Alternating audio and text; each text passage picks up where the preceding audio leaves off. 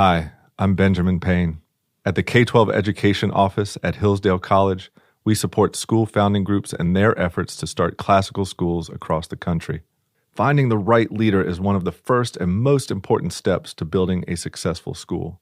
While we do consider experience in education, we seek candidates who exhibit unwavering personal integrity, honesty, courage, and servant-hearted leadership. Perhaps that's you. If you're looking to engage in fulfilling, impactful, and challenging work protecting our nation's future and building up the next generation of virtuous citizens, we'd love to hear from you. I'm looking for strong school leaders right now. Learn more about how you can make a difference at hillsdale.edu/leader. hillsdale.edu/LEADER. That's hillsdale.edu/leader.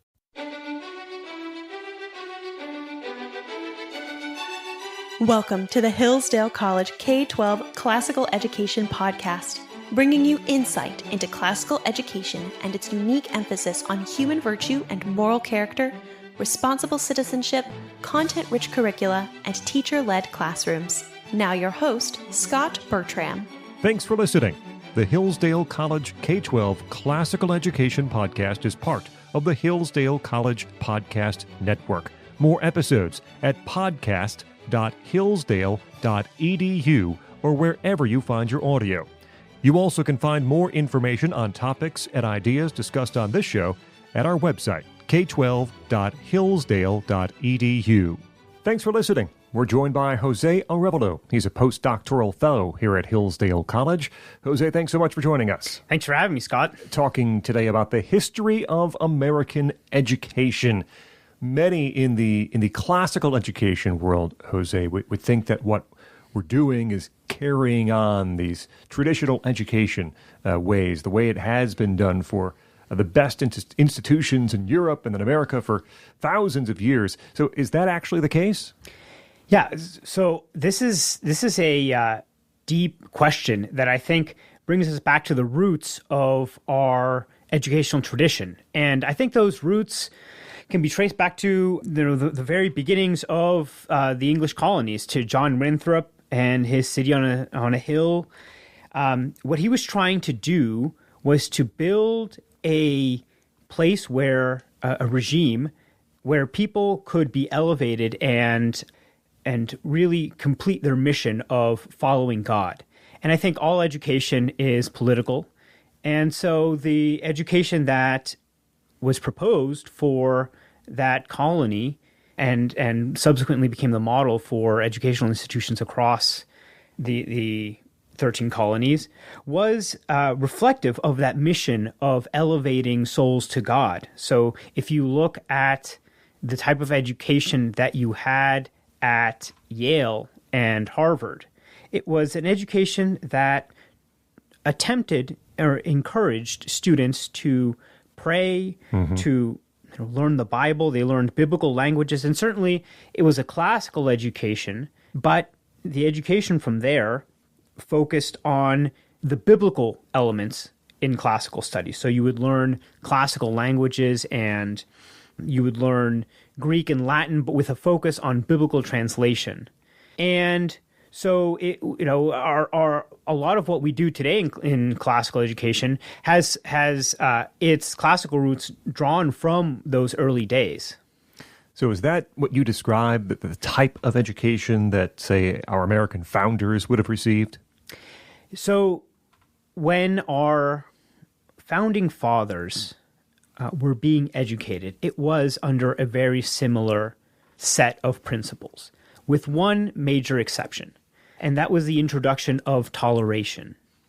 The early on, the Puritans and other religious sects, Baptists and Anglicans, Catholics, warred amongst each other in the colonies. And there is several accounts of the turning away from religious conflict on the basis of toleration. Ben Franklin, in a letter to the London Packet in 1772, relates this. He says that eventually they figured out that for peace and happiness to become widespread, they really needed to move away from the type of religious fervor that led to persecution. And so, again, going back to the principle that the education and politics go hand in hand, political toleration led to a more open type of education being promoted. So there was a turn maybe away from the very heavy emphasis on a life of prayer and more towards the intellectual life and the classical tradition. So how did the American Revolution potentially change education in the country? Yeah, certainly. So going along with the same principle, the American Revolution had to impact education in some way. And that mainly happened by the recognition that to maintain this new country, you had to have a virtuous citizenry. Now, thankfully, we already had a virtuous citizenry. Sam Adams, in a letter to John Adams, says, "Should we not, my friends, bear grateful remembrance of our pious and benevolent ancestors who early laid plains of education, by which means wisdom, knowledge, and virtue have been generally diffused among the body of the people, and they have been enabled to form and establish such a civil constitution calculated for the preservation of their rights and liberties. This constitution was evidently founded in the expectation of further progress and extraordinary degrees of virtue." So this education of the Puritans did form in virtue, and the founders wanted to redouble on that, bring that forward, and help maintain that. And in addition, they wanted to inculcate principles of the American founding. Those principles were different from the principles upon which the colonies were founded. The fundamental idea that government was there to protect these rights was a necessary component of the new education. And so much of the old was maintained with this new infusion of principles. And how did they do that? Well, if you turn to someone like Noah Webster, he encourages an education in history, and particularly recent history, the history of the American founding. So he was going to turn the founding fathers, his generation, essentially into new heroes. He was encouraging the retelling of the stories of the Revolution and bringing up models like George Washington and as exemplars of virtue. That doesn't necessarily look like what most people receive at a typical university. So when did a change occur? We often hear that progressivism would change education. Is that the case here? Certainly, yeah. So this education was maintained basically intact. In the 1820s, we have an account from the Yale Report that gives a complete view of this education. It was a formation in character, in what it terms the furniture of the mind, and the disciplines. These were classical elements, both content, which was extremely important, the heritage of Western civilization, as well as the mental disciplines that were classical grammar, logic, rhetoric, imagination, dialectic, all these things that were disciplines that were pillars of a classical liberal education. These were maintained all the way to basically the 1870s and 1880s. There were some rumblings of progressivism in the 1830s and 40s with people like Horace Mann beginning to introduce German ideas. But these ideas really didn't come to fruition on the wider landscape of America until after the Civil War, after Reconstruction, and when there was a renewed sense that we needed to turn in a different direction. And so the progressives decided to take this education and discard a lot of it. They wanted an education that was up to date and kept the contemporary citizens up to date. So turning back to the past was seen as a secondary objective. What was much more important was adjusting citizens to the contemporary modern age. So there was a heavy focus on method. There was a heavy focus on expertise and specialization, looking at the interests of each individual child and figuring out how those interests will be useful to society. So you're getting away from an idea that everyone should be educated in the same things. There is no priority of knowledge. There's no hierarchy. And each one should follow his interests in such a way that they are productive for society. It wasn't completely individualistic. In fact, they were very communal in many ways. But certainly the only unifying element was a dedication to democracy. And democracy understood not as the rule of the people in a Republican sense, as was intended by the founders, but the rule of the people as expressed through experts, administrative agencies, bureaucracies. And so really education turned to prepare a certain sector of the population to work in this bureaucratic state, and the rest to just conform to it, to listen to the experts. As I hear you talk a little bit, certainly it affects the way that something like history is taught, but this really is a blanket change to the way that education is approached in the country. Yeah, no, it's a radical transformation, and a lot of universities discarded their older forms of education completely. I mean, even here at Hillsdale College, we got away from older models of education by 1917 and took on heavy elements of progressivism. That's reflected in the curriculum. No longer did you have set requirements. You had a bunch of electives, kind of reflecting this idea that you just follow your interests. And you had academic majors. Before, everyone wouldn't receive a major. You would just get a Bachelor of Arts. That was it. The academic major was a way of specializing each person into a specific place in society. Talking with Jose Arevalo here about the history of American education. So how do we return? How do we recover what was originally thought of as, classical education and a better way of educating? Yeah.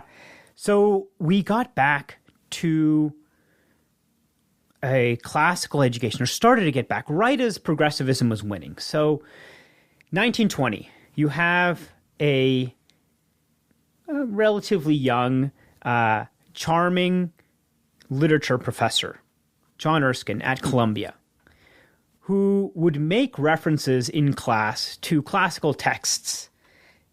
He would talk about the Iliad, and he'd talk about Dante and Shakespeare, and the students would give him blank stares. And a lot of fellow professors at Columbia would also complain about the ignorance of the students. And so he created a honors course that over the course of 2 years would read all of the great books. So you would have 1 week for the Bible, and 1 week for Dante, 1 week for Shakespeare, 1 week for Thomas Aquinas, 1 week for Locke and Hobbes. And, over the course of 2 years, you would read a vast amount of texts. And in order to make it easier, you would read these texts in English, because obviously you're not going to learn Greek and Latin and German and French all at the same time, right, while you're going along. And so all these texts were read in English, and this became a new beginning for classical education. One thing you mentioned was that Erskine had students read the books for his seminar in English. They're not going to learn all those languages at the same time. Today, many schools aspire to teach Latin, sometimes Greek. Where did this idea about the importance of the classical languages come from? Yeah. So this goes back. It comes from two main routes. One, classical schools want to emulate what was done before the progressive era. There's this drawing back from the tradition of our forefathers, the emphasis on the richness of the classical tradition. The texts contained therein are worth our dedication and pursuit. And we'll have a fuller sense of what they're trying to tell us. But really, there are many intellectuals who contributed to bringing back our awareness of the importance of Latin. I think if we could point to one who had an outsized influence, it would be Leo Strauss. Leo Strauss is a German intellectual who came to America in the 30s and taught at the University of Chicago for a long time. He had many doctoral students, and across the classical world, he has influenced a lot of people who aspire to a classical education. And he emphasized this idea that in order to understand these classical texts, you really need to study their original languages. And these classical texts actually have something to tell us, and perhaps are the highest forms of wisdom. He says that 10 pages from Herodotus tell us more than volumes of social science works. And so the richness in these classical texts make it so that the effort put into studying Greek and Latin classical languages will be rewarded 100-fold. And that really encouraged a revival in the classical languages, not just for the mental acuity that it gives you, but for the access you have to classical texts. Yeah, I talk with a lot of people, and I ask some of our foreign language professors here at Hillsdale in Spanish or German, essentially that question, like, does it really matter when you read a German text in its original language? And of course, they all say, yes, absolutely it matters to find the original text, read the original text and not a translation, even as good as a translation might be. Yeah, certainly. There's always a tremendous amount of nuance in each classical text, and in the original language, it really brings out a large diversity of ideas that would be completely hidden if we read them in translation. Translation, you're really reading an interpretation of the author. And what's more, one additional element that Strauss writes frequently about is that a lot of there's a lot of nuance and even esotericism hidden in these classical texts when they touch on subjects that might clash with their contemporaries. A lot of the best authors of antiquity chose to give several meanings to their writings, and that those several meanings would be completely lost if read in translation. So there's layers upon layers of meaning that we can read into when we're actually reading texts in their original.